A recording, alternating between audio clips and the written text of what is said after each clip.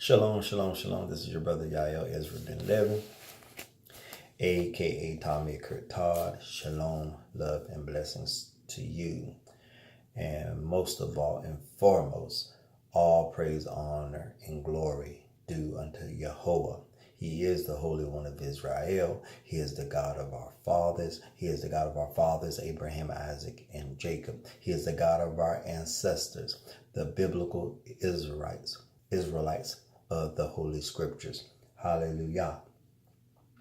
And I will not be before you long. This is going to be a very quick video. I wanted you to join me in the book of Exodus chapter 32, the book of Exodus chapter 32, the book of Shemot chapter 32, and we're only going to look at one verse, and that is verse 26. I will be coming from the King James Version of the Bible. I will read this verse twice. I will read it the way that it is written in the King James, and then I will read it again, but I will restore the name of the Creator on the second reading. Hallelujah. So the word of the Lord read as such.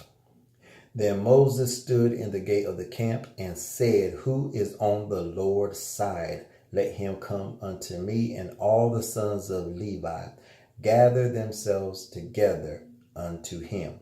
Hallelujah. Now, let's read it over again. Remember, you have heard me say countless times, but I will most likely continue to say it until the day of my last breath. Whenever you see Lord in all caps in your English Christian Bibles, the capital L, capital O, capital R, capital D is referring to the name of the Creator. The name of Creator is there in the original Hebrew manuscript.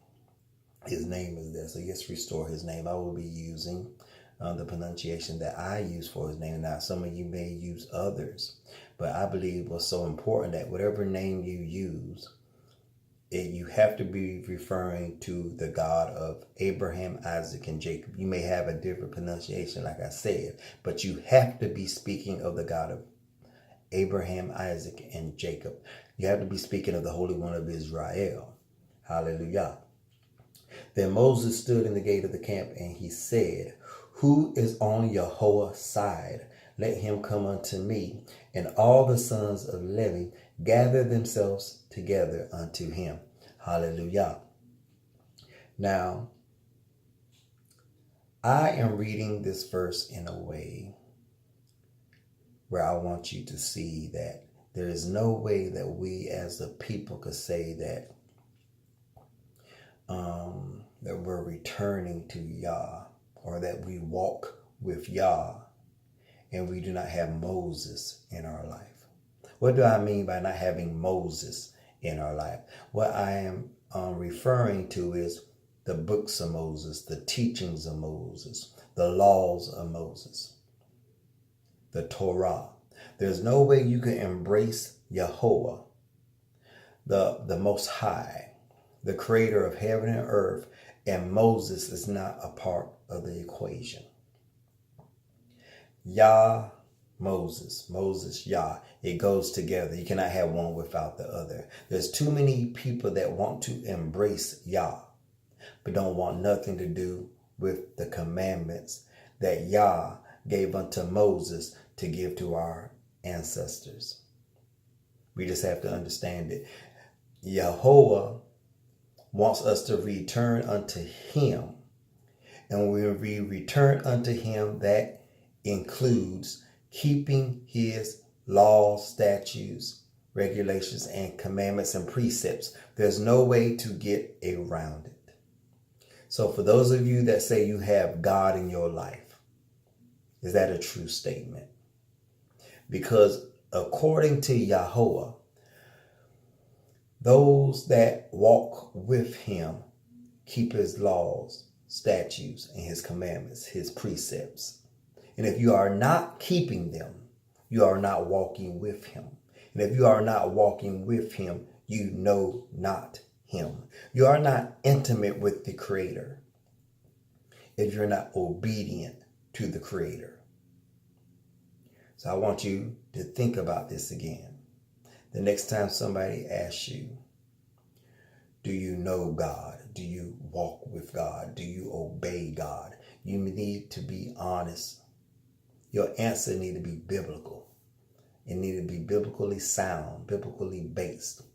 You know you walk with the Creator when you obey the Creator. Not because you worship him. Worshiping the Creator is awesome. It is great. It is needed. But if you lift up your hands to the Creator, but you walk contrary of his commandments, you are not walking with him. You are not clinging unto him if you're not obeying him. You do not truly love the Creator if you're disobedient. I know that may sound harsh to some, but at the moment, this is my personal take on it because this is how much it means to me. At that moment, you choose to walk contrary to the commandments of YaHoWah. It is at that moment that you do not love him. Because if you love him, you will keep his commandments. But at that moment, we choose to rebel. We choose to act up. It is because we do not love him at that moment. That's my take on it. You could beg to differ. That's fine. But when you walk in line with the Creator, when you walk in tune with him, when you're on the same page with the Creator, you will be obedient to him. You will walk in unison with him. Your walk will be reflective of the relationship that you have with him. You cannot say you have a relationship with the Creator and you look at his Torah as irrelevant. It doesn't matter. It's outdated. I don't need to keep it. And that is what have too many of our people in trouble this very day. They say they have him. They identify themselves as his people, but they choose to be willfully disobedient to him. And in doing so, you show without a shadow of a doubt you do not know him and that you do not love him. You do not fear him, because if you feared him, you will keep his commandments. So that is all I wanted to share at this time. I want to end on this note. I want to read the verse one more time. And this is, again, Exodus chapter 32, verse 26. Then Moses stood in the gate of the camp and said, "Who is on YaHoWaH's side? Let him come unto me." And all the sons of Levi gathered themselves together unto him.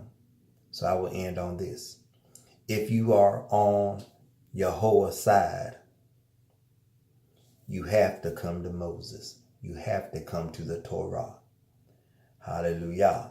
This is your brother Yael Ezra Ben Living, a.k.a. Tommy Kurtad. Shalom, love, and blessings.